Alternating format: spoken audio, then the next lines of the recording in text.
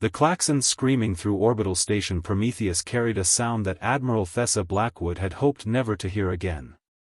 Not the standard emergency alerts that punctuated life in the Outer Rim territories, but the deep, bone-rattling wail that meant only one thing: the hegemony had returned.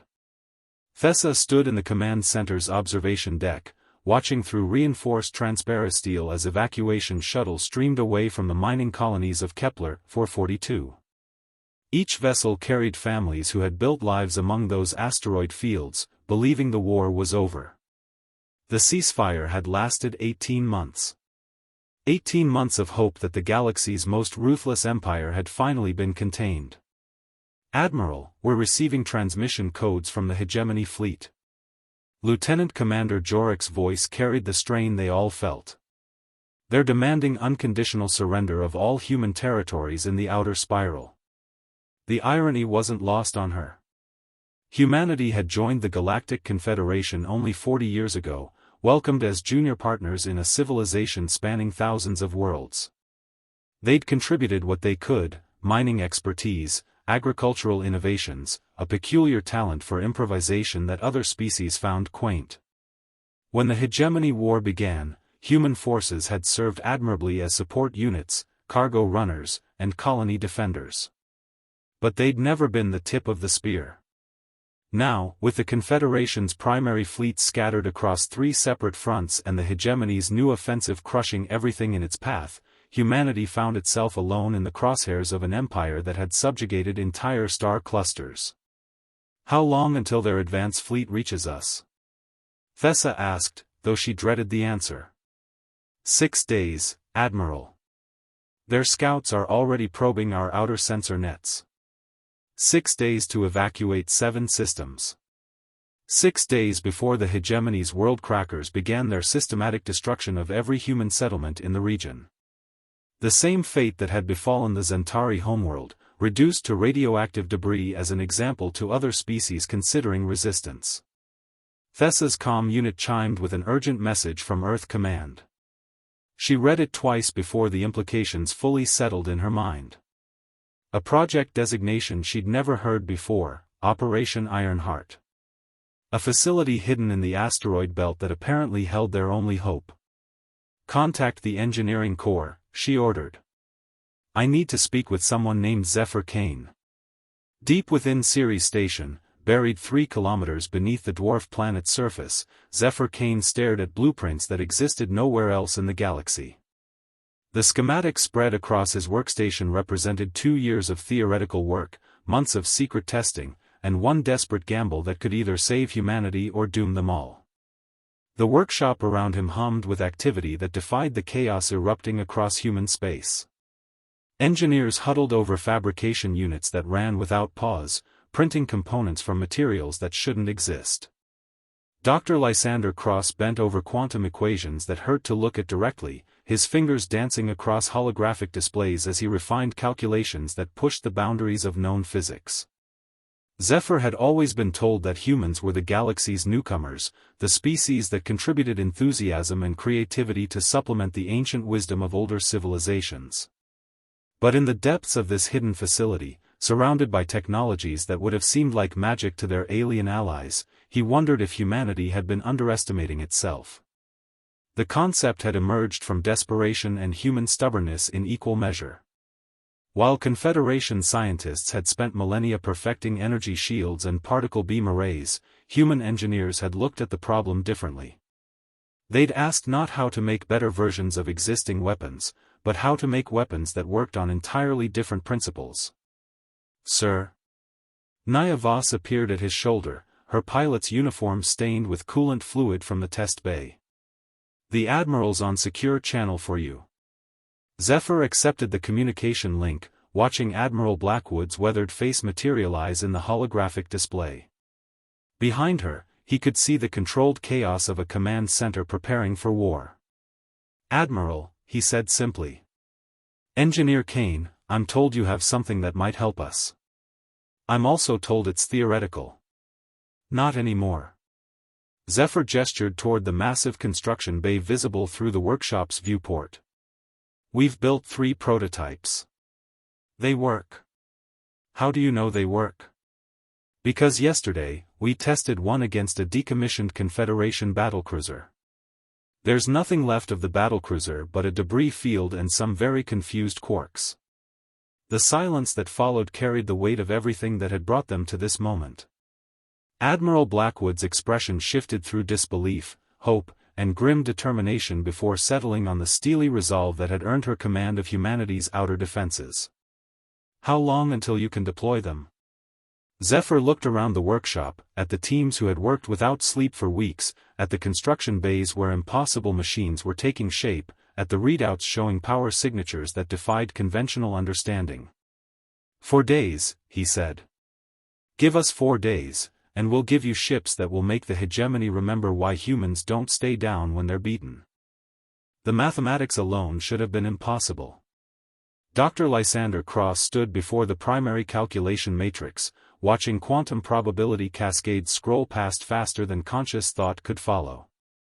Each equation represented a fundamental violation of what every species in the galaxy believed about the nature of spacetime combat. The Valdrians mastered energy manipulation 12,000 years ago, he murmured to himself, fingers dancing through holographic formulas. The Ketheri perfected matter conversion 8 millennia before humans discovered fire. But they all approached warfare from the same conceptual framework. Zephyr paused in his inspection of the primary construction bay to listen. Lysander's theoretical work had made everything possible, but the physicist still seemed amazed by his own discoveries. They built bigger guns, Lysander continued, his voice growing excited. More efficient shields. Faster engines. But they never questioned the fundamental assumption that space combat required projecting force across distance through conventional dimensional space. The first prototype hung suspended in the construction bay's zero-gravity field, a vessel that hurt to look at directly. Its hull flowed like liquid metal despite being solid, covered in geometric patterns that seemed to shift when observed peripherally.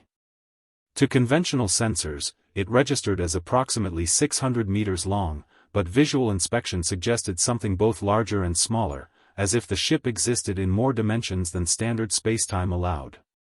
Project Ironheart didn't start as a weapons program, Zephyr explained to the small group of engineers gathered around him. It began when Dr. Cross discovered that human neural architecture processes certain types of quantum information differently than other known species. He gestured toward Lysander, who had become lost in contemplation of an equation set that described the intersection of consciousness and fundamental forces. Most galactic races developed along similar evolutionary paths. Silicon-based, carbon-based, energy-based, the substrate doesn't matter. They all evolved consciousness that interacts with reality through conventional dimensional interfaces. Naya Voss floated near the prototype's nose section, running final diagnostics on systems that existed in theoretical frameworks no other species had even conceived. Her pilot training had prepared her for conventional spacecraft, but the vessel before them operated on principles that required a fundamentally different approach to navigation and combat. But humans are different, she said, reviewing readouts that would have driven most other species insane. Our brains developed pattern recognition systems that can process paradoxical information without suffering cognitive breakdown. Exactly. Zephyr activated a holographic display showing the ship's internal systems. The Ironheart vessels don't just carry weapons, they are weapons. The entire ship functions as a single, massively complex quantum manipulation device, controlled by human consciousness interfacing directly with probability matrices. The engineering team exchanged glances that mixed excitement with terror. They'd all signed on to build experimental warships. None of them had expected to create weapons that required human minds as targeting systems. The hegemony's forces operate using conventional physics, Zephyr continued. Their shields deflect energy and matter. Their armor absorbs kinetic impact. Their weapons project force through normal spacetime. He smiled grimly. Ironheart vessels don't attack ships. They attack the probability that ships exist in the first place. Captain Erasmus Vale arrived at that moment, fresh from his briefing with Admiral Blackwood. His expression suggested a man who had accepted an impossible mission with characteristic human stubbornness. "Engineer Kane, I'm told you need someone to fly one of these probability nightmares into combat against the most advanced fleet in the galaxy." "That's correct, Captain. And the survival rate for test pilots has been..." Naya cleared her throat. "Captain, we've run 17 test flights. No casualties, but..." She gestured toward her temple, where a faint network of neural interface ports gleamed beneath the skin. "The connection required for piloting these vessels changes you permanently." Vale studied the prototype ship, its impossible geometry and fluid surfaces that seemed to respond to observation. "Changes you how?" "We don't know yet," Lysander said, finally looking up from his calculations. "The quantum consciousness interface allows human minds to manipulate probability on a macro scale, but the long-term effects are unprecedented. Pilots report experiencing time non-linearly, perceiving multiple dimensional states simultaneously, and dreams about battles that haven't happened yet," Naya finished quietly. "Or maybe battles that happened in probability spaces that didn't collapse into our reality." The construction bay fell silent except for the hum of fabrication units assembling components that existed in quantum superposition until observed. Around them, 2 more Ironheart vessels were taking shape, each one a marvel of technology that pushed human engineering into realms their alien allies couldn't even comprehend. "How many people are we asking to make this sacrifice?" Vale asked. 3 pilots for the initial deployment, Zephyr replied. "If the field tests prove successful, we can begin full production. Our manufacturing capacity suggests we could build 50 Ironheart vessels within 6 months. And crew them with 50 volunteers willing to have their minds permanently altered by quantum consciousness interfaces." "Yes." Vale walked to the viewport overlooking the construction bay, watching teams of engineers working around the clock to assemble weapons that might save humanity or destroy the minds of those who use them. Outside, the Hegemony fleet was advancing through 7 star systems, leaving devastation in their wake. "Count me in," he said. The breakthrough had come at 0347 hours on a Tuesday that felt like any other Tuesday until it changed everything. Dr. Lysander Cross had been running his 1000th simulation of quantum consciousness interaction when the equation matrix suddenly collapsed into something beautiful and terrifying. "Zephyr," he'd called across the lab, his voice carrying the particular tone of a man who had just watched the universe reveal one of its deeper secrets. "You need to see this." That had been 6 weeks ago. Now, standing in the completed testing facility buried beneath Siri Station, Zephyr watched their theoretical miracle become practical reality. The test chamber itself defied conventional architecture, its walls curved in directions that shouldn't exist, lined with sensors designed to monitor phenomena that had no names in any galactic language. Naya Voss lay motionless on the neural interface platform, her consciousness connected to the prototype vessel through quantum entanglement conduits that made her nervous system an extension of the ship's probability manipulation matrix. Monitoring stations around the chamber displayed readouts that would have driven most species insane: probability flux measurements, dimensional stability indices, and consciousness coherence patterns that fluctuated like living things. "Neural connection stable," reported Dr. Yuki Tanaka, the project's xenoneurologist. "Her brain activity is unprecedented. She's processing information across 17-dimensional probability states simultaneously." The test target hung in space beyond the chamber's reinforced barriers, a decommissioned Confederation heavy cruiser, its armor plating rated to withstand direct hits from antimatter torpedoes. According to every tactical manual in the galaxy, the massive vessel should have been effectively invulnerable to anything smaller than a battleship's primary weapons array. Beginning probability cascade initialization, Naya's voice came through the communication system, but it sounded strange, layered, as if she were speaking from multiple locations simultaneously. "I can see the ship's existence across probability space. It's beautiful." On the monitoring stations, impossible readings danced across displays. The prototype Ironheart vessel, barely a quarter the size of the target cruiser, began to emit energy signatures that registered as negative mass, impossible velocity, and probability states that existed in mathematical superposition. "Naya, you're showing quantum entanglement with macroscale objects," Dr. Tanaka reported, her voice tight with concern. "Your consciousness is distributed across multiple probability matrices. If we need to abort." "No," Naya's response carried absolute certainty. "I understand now. The ship isn't separate from me, I am the ship. We're one system spanning multiple dimensional states." Her voice gained an otherworldly quality. "Initiating probability collapse." What happened next defied every principle of conventional physics. The Ironheart vessel didn't fire weapons in any recognizable sense. Instead, it began manipulating the quantum probability fields that determined whether the target cruiser existed in their dimensional space. Zephyr watched in fascination and horror as the massive test target began to unravel. Not destroyed by energy weapons or torn apart by kinetic force, but systematically deleted from reality as the probability of its existence approached zero. Deck by deck, system by system, the cruiser faded from existence as the universe retroactively decided it had never been built.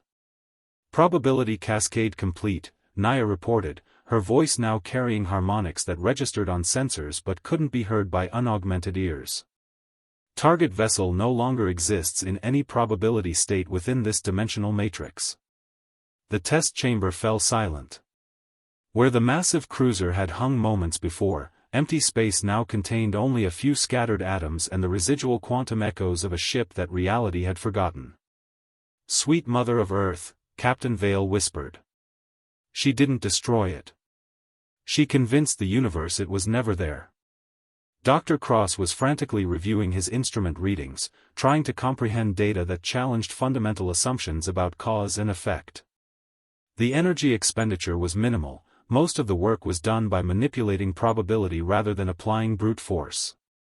"This changes everything we thought we knew about the relationship between consciousness and quantum mechanics." "How are you feeling, Naya?" Dr. Tanaka asked, monitoring the pilot's neural patterns with growing concern. "Different," came the reply.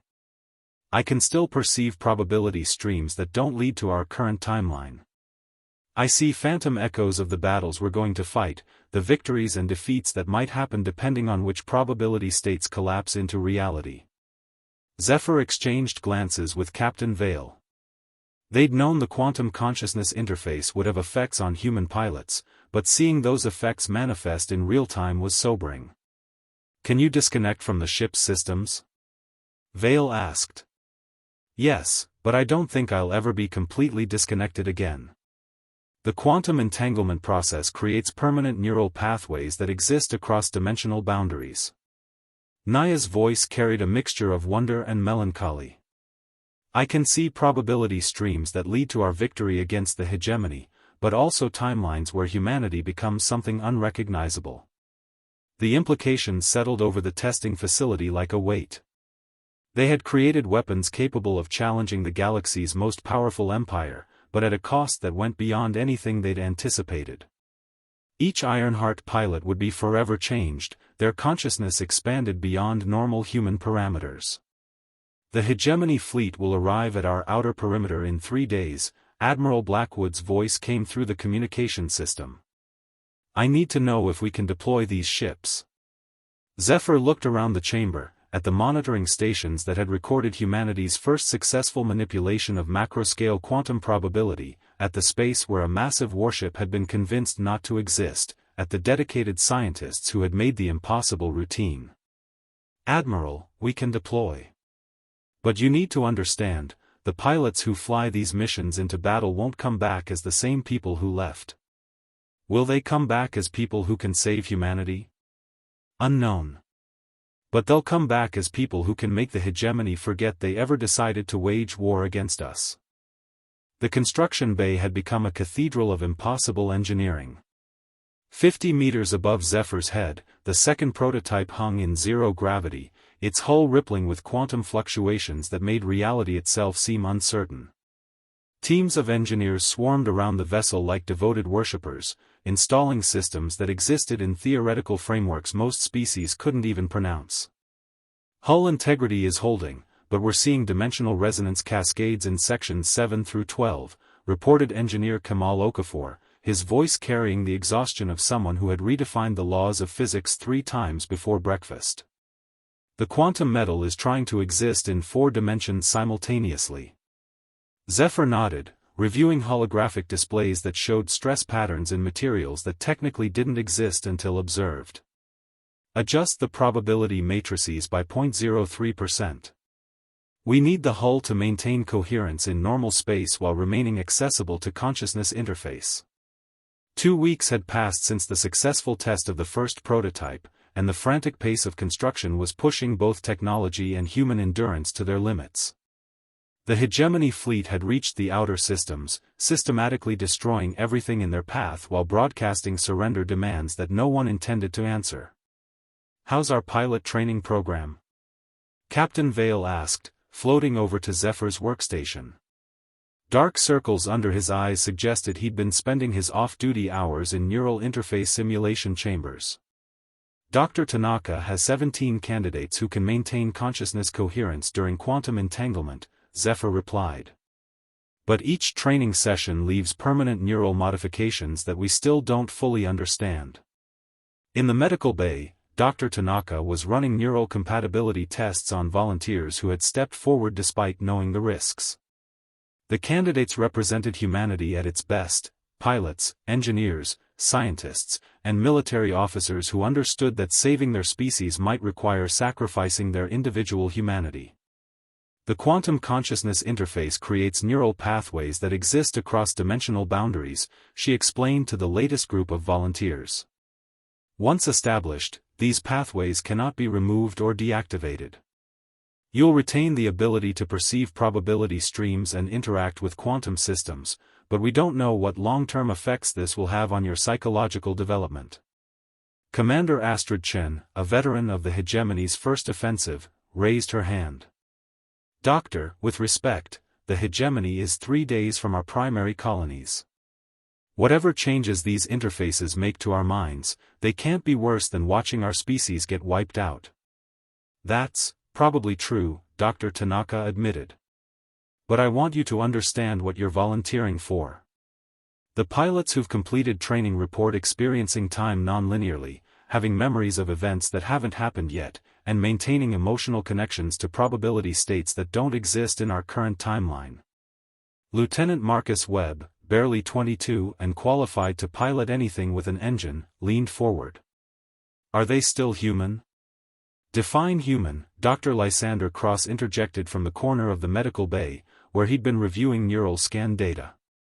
"If humanity is defined by consciousness patterns that develop through terrestrial evolution, then yes, but with significant enhancements. If humanity is defined by psychological limitations that restrict us to single timeline perception, then no." The volunteers exchanged glances that carried the weight of volunteering for fundamental change they couldn't comprehend. "What do the pilots who've already been modified say about it?" Chen asked. Naya Voss appeared in the doorway, moving with the fluid grace of someone whose nervous system was permanently entangled with quantum probability matrices. Her eyes had developed a peculiar quality, they seemed to focus on things that weren't quite there, as if she were observing multiple dimensional states simultaneously. "It's like being blind your entire life and suddenly discovering color," she said. "You can't imagine going back to the way things were, but you also can't explain what you see now to someone who hasn't experienced it."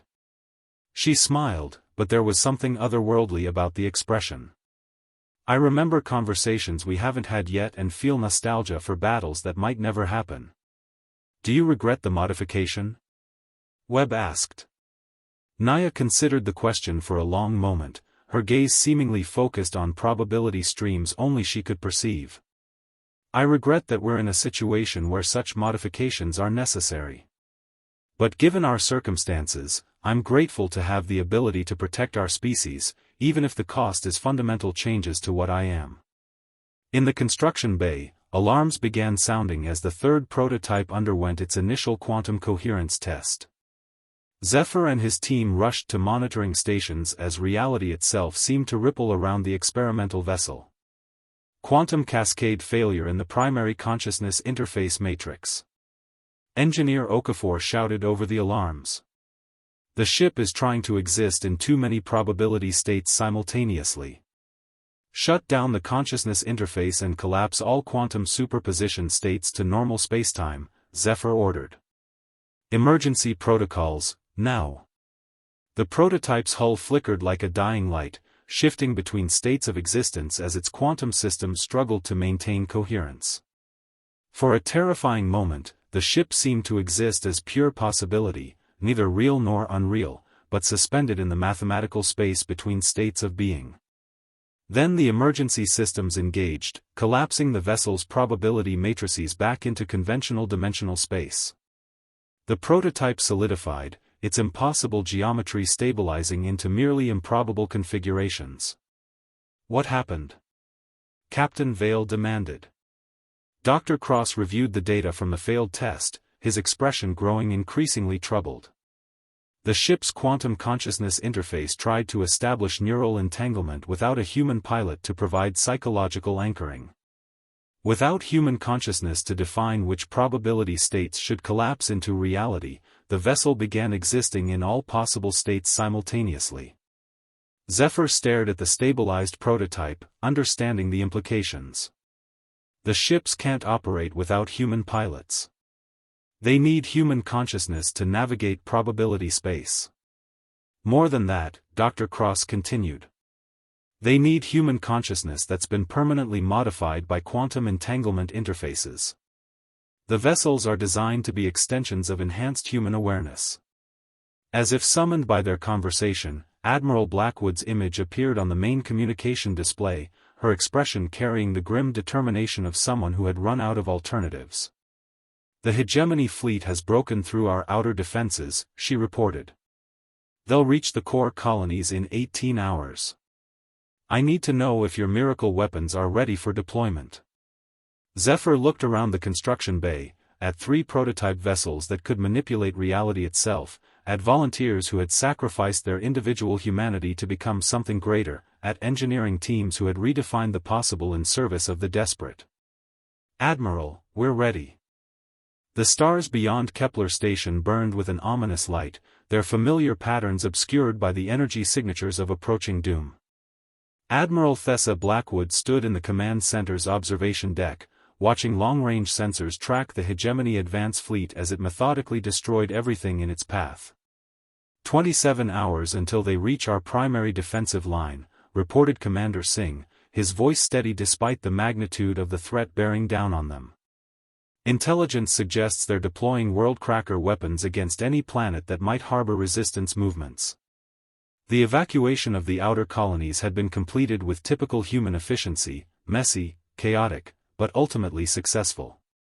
Millions of civilians were now crammed into transport ships heading for the inner systems, carrying with them everything they could save from lives built among distant stars.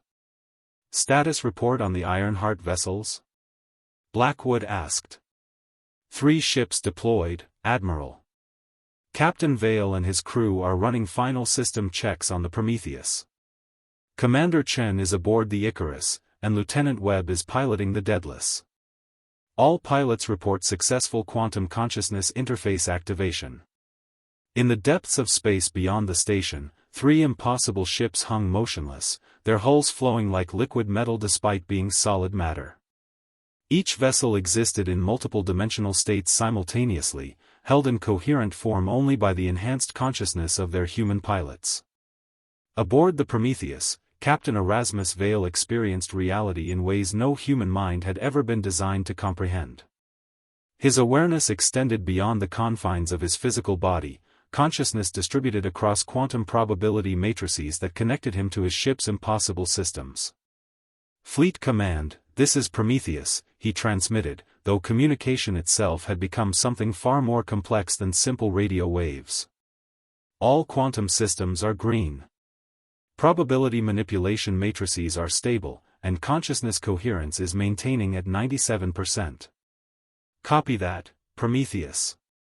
You are cleared for initial engagement parameters. Veil's enhanced perception could see the hegemony fleet approaching through probability space, massive vessels designed according to conventional physics, armed with weapons that projected force through normal dimensional space. They were magnificent examples of advanced engineering, but they operated on principles that the Ironheart vessels had transcended. Icarus and Daedalus, this is Prometheus. Beginning our approach to engagement range. Roger, Prometheus. Icarus shows ready for quantum cascade initiation. Daedalus confirms readiness. All probability streams are stable. The three Ironheart vessels began their approach toward the hegemony advance fleet, moving through space in ways that defied conventional understanding of propulsion. They seemed to simply exist at their destinations, reality adjusting to accommodate their presence rather than requiring them to travel through intervening space. Aboard Kepler Station, Dr. Lysander Cross monitored quantum telemetry from the experimental ships, watching as his theoretical framework became practical application. Admiral, the Ironheart vessels are operating exactly as predicted. They're manipulating probability at macro scales while maintaining dimensional coherence. Can they stop the hegemony fleet? Unknown. We're about to conduct the first field test of weapons that convince reality to forget enemy ships exist. The hegemony advance fleet consisted of 12 heavy cruisers and 3 dreadnought-class vessels, each one capable of reducing a planet to molten slag. Their energy signatures dominated local space, conventional shields and weapons powered by technologies that had subjugated half the galaxy. Captain Veil felt his consciousness interface with the Prometheus's quantum systems as they approached engagement range. Through enhanced perception, he could see the probability streams that defined the enemy fleet's existence, thousands of possible timelines where the massive ships continued their advance, and a growing number of alternative realities where they simply weren't there.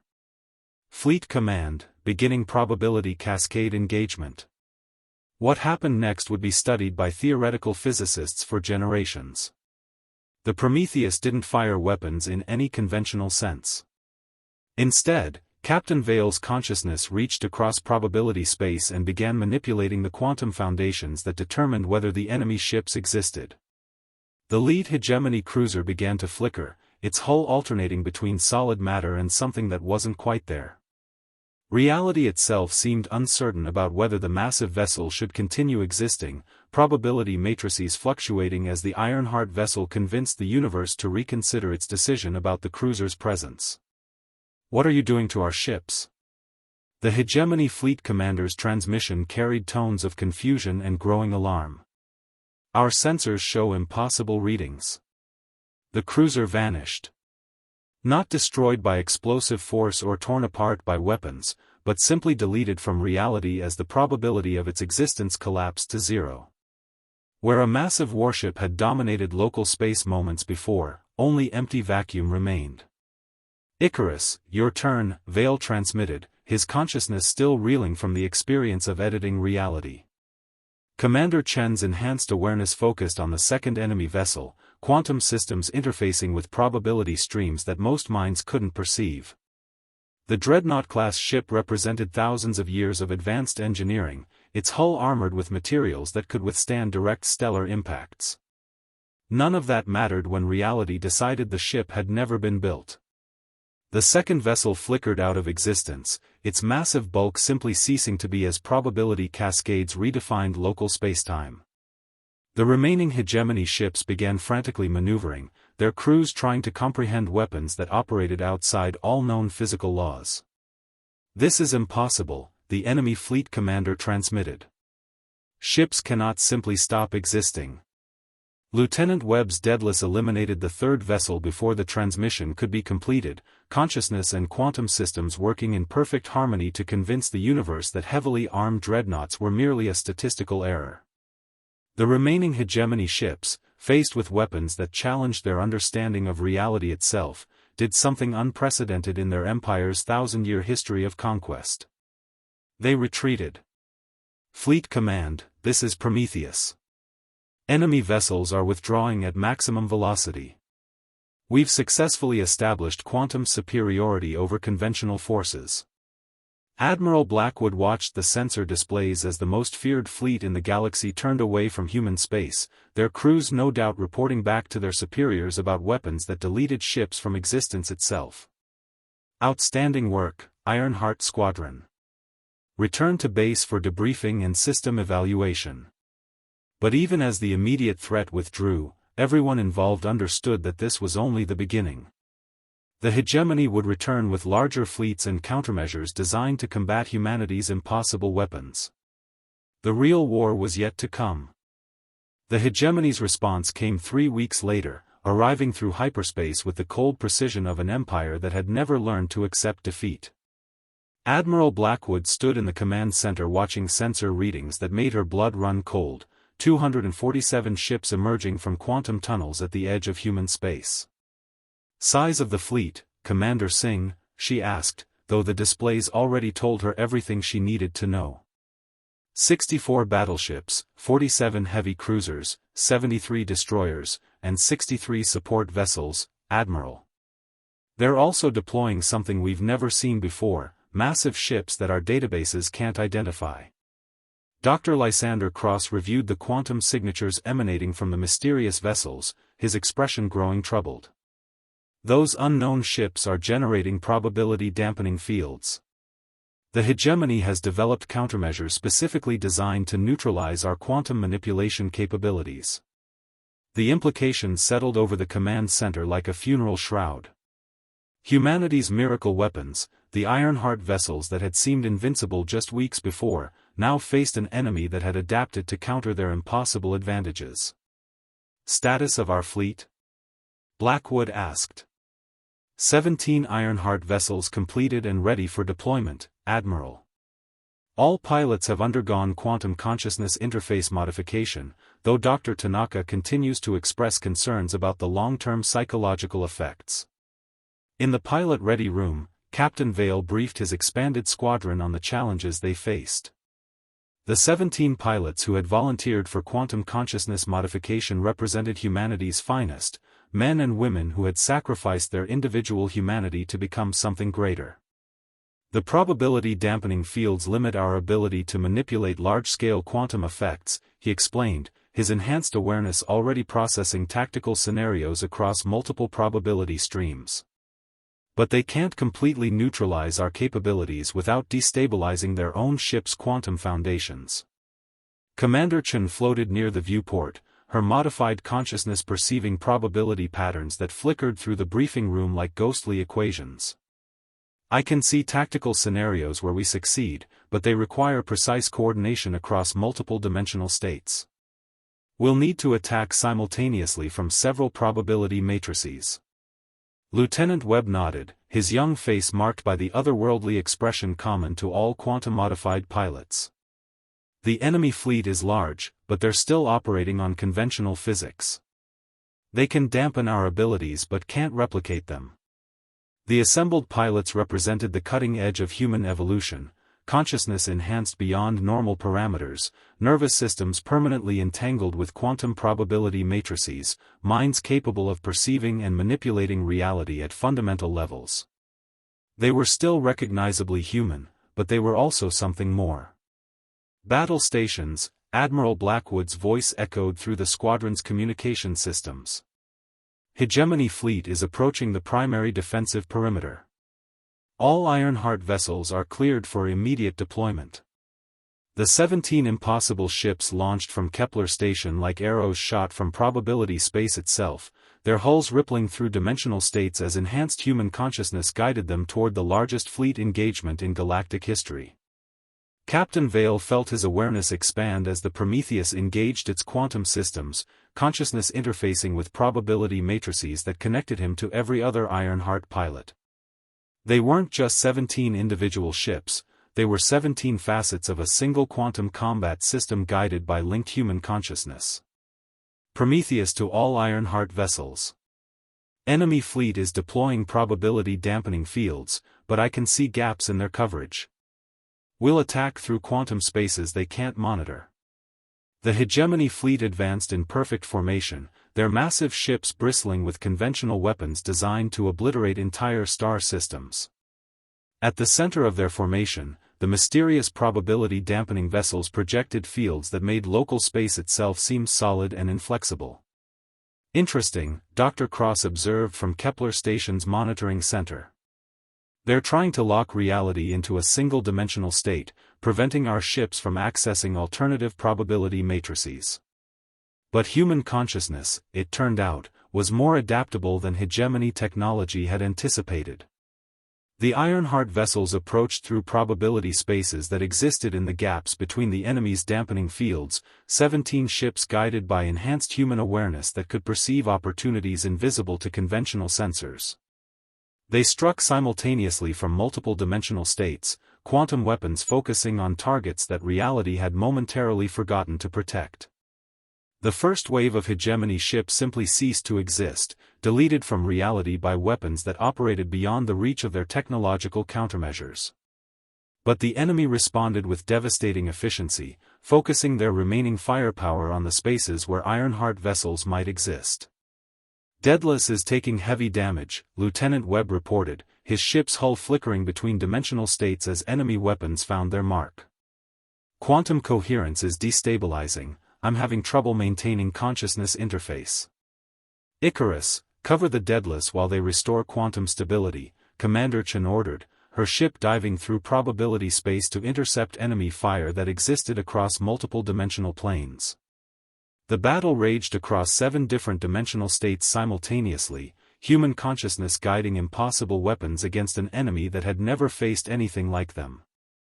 Ironheart vessels flickered in and out of existence while hegemony ships fired weapons that could crack planets, both sides pushing technology and courage to their absolute limits.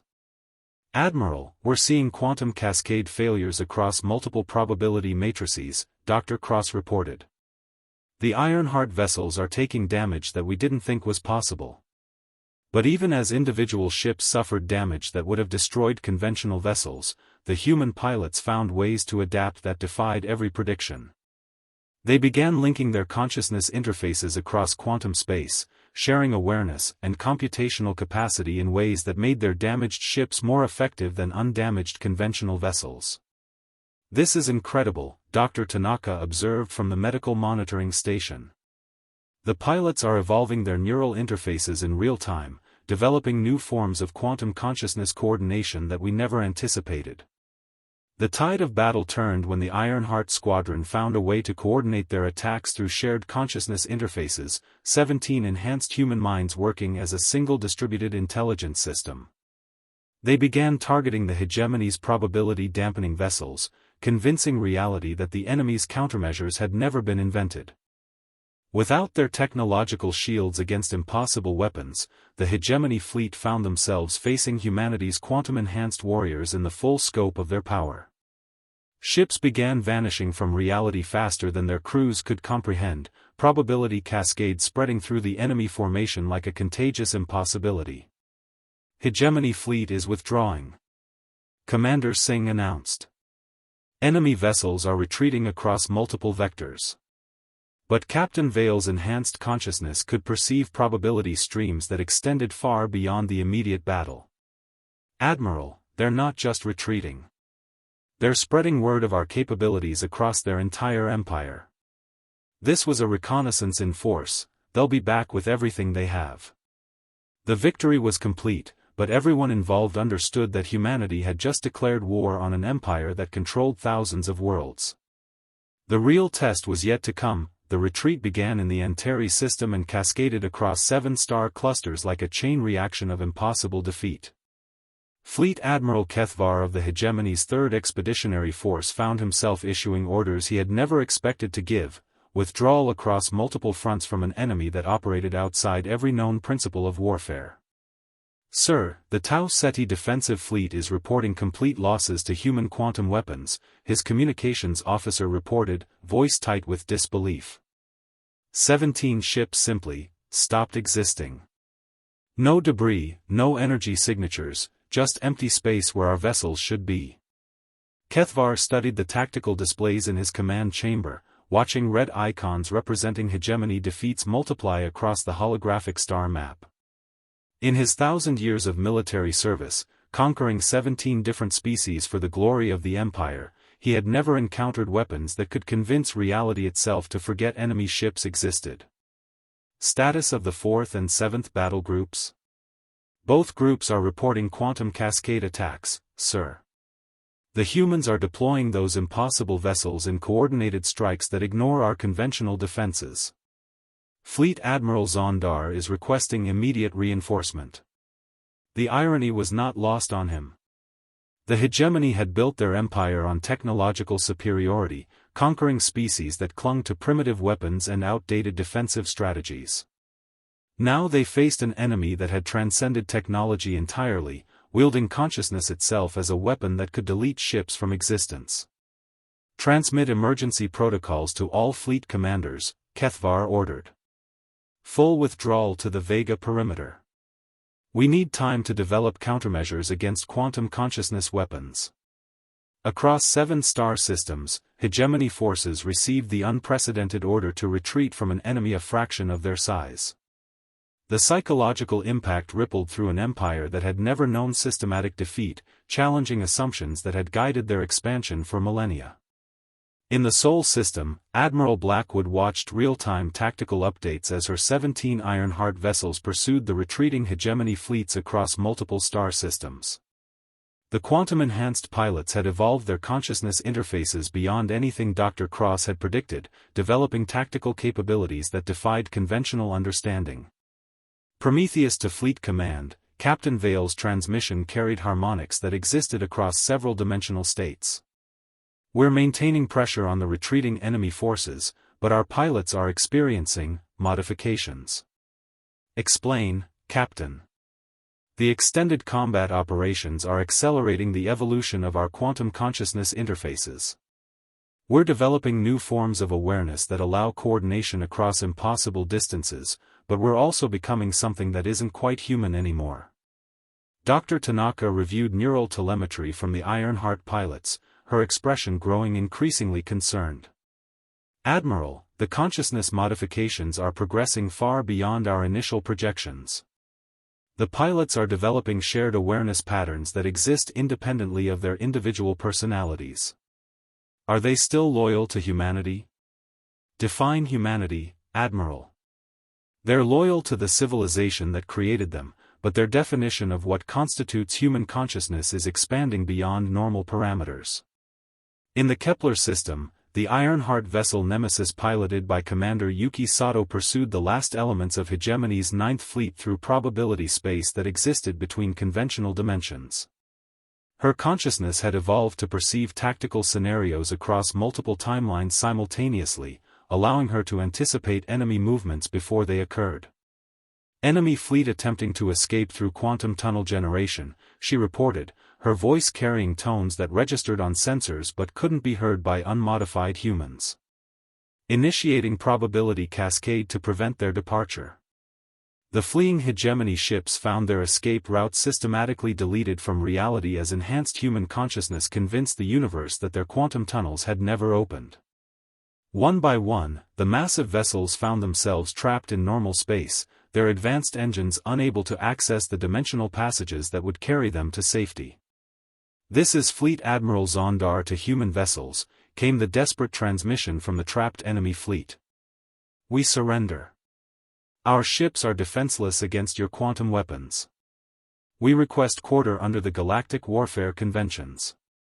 Commander Sato's enhanced consciousness processed the surrender request across multiple probability matrices, weighing tactical advantages against ethical considerations that had been programmed into her quantum interface systems. Hegemony vessels, you are ordered to power down all weapons and submit to quantum containment fields. Any attempt to escape or resist will result in probability cascade termination. The sight of hegemony warships submitting to capture by vessels a tenth their size would have been impossible to imagine just months before.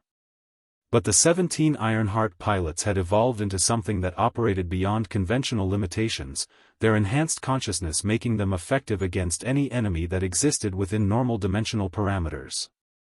Admiral, Dr. Cross reported from his monitoring station, we're tracking hegemony fleet movements across 17 star systems. They're establishing a defensive perimeter centered on the Vega system, but our quantum-enhanced pilots are maintaining pursuit pressure. How far can we push this advantage? Unknown. The pilots are evolving beyond our ability to predict their capabilities. They're developing forms of consciousness that exist in quantum superposition states, allowing them to operate as both individual entities and components of a larger distributed intelligence. In deep space beyond the Arcturus system, the final phase of the Great Retreat played out as hegemony forces abandoned their outer territories entirely. The impossible sight of humanity's most advanced warships fleeing from 17 experimental vessels would become legend throughout the galaxy, marking the end of an empire's expansion and the beginning of something unprecedented. Fleet Command, this is Prometheus, Captain Vale reported from the edge of known space. We've established quantum superiority across 7 star systems. Enemy forces have withdrawn beyond our current operational range. Outstanding work, Captain. All Ironheart vessels are ordered to return to base for evaluation and refit. But even as the immediate military objectives were achieved, everyone involved understood that they had crossed a threshold that could never be uncrossed. Humanity had created weapons that transcended technology, warriors whose consciousness had evolved beyond normal human parameters, and military capabilities that challenged the fundamental assumptions of galactic civilization. The hegemony would return eventually, better prepared and more desperate. But they would face an enemy that had discovered how to weaponize consciousness itself, guided by 17 human minds that were becoming something magnificent and terrible. 6 months after the Great Retreat, Dr. Yuki Tanaka sat in her laboratory reviewing neural scans that documented the final transformation of humanity's quantum-enhanced pilots. The data before her represented the culmination of Project Ironheart, 17 human consciousness patterns that had evolved beyond anything she had thought possible. Their brain activity now exists across dimensional boundaries, she explained to Admiral Blackwood, gesturing toward holographic displays that showed neural networks extending into probability space. They maintain individual personalities and memories, but they also share a collective awareness that spans multiple quantum states simultaneously. The Admiral studied the medical reports with expressions ranging from wonder to profound sadness. Are they still human, Doctor? That depends on how we define humanity. Their consciousness has expanded beyond biological limitations while retaining the core values and ethical frameworks that make us recognizably human. They're our children, evolved into something greater than what we were. Through the laboratory's viewport, they could see the 17 Ironheart vessels hanging motionless in space around Kepler Station. The ships themselves had evolved alongside their pilots, their hulls now flowing like liquid thought while maintaining perfect structural integrity across multiple dimensional states.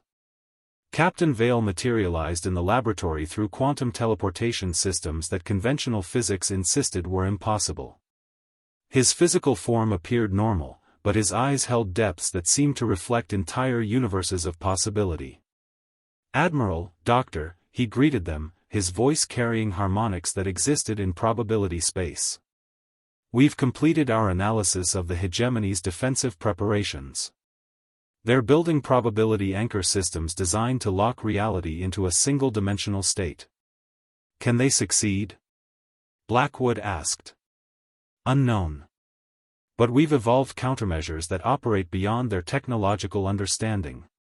The question isn't whether we can defeat their defenses, but whether we should.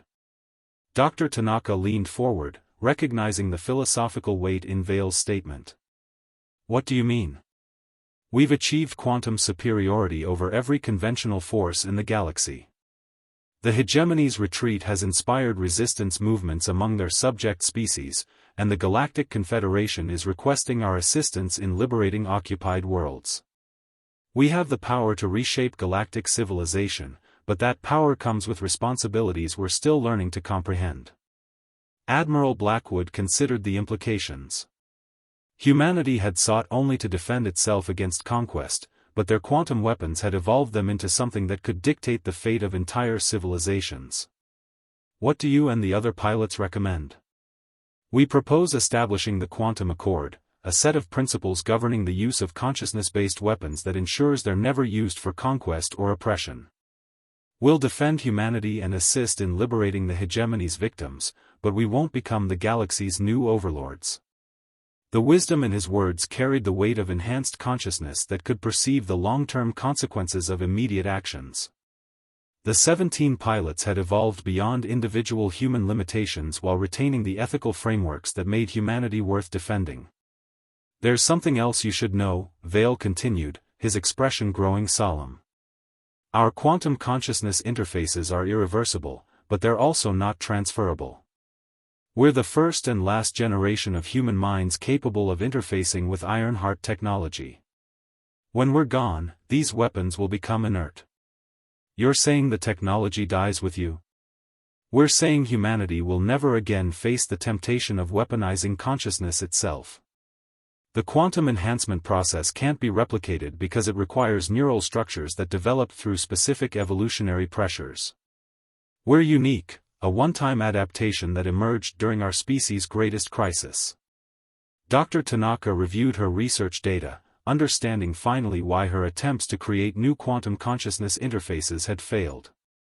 "You've become an evolutionary dead end by design. Magnificent, but unreproducible." "Exactly.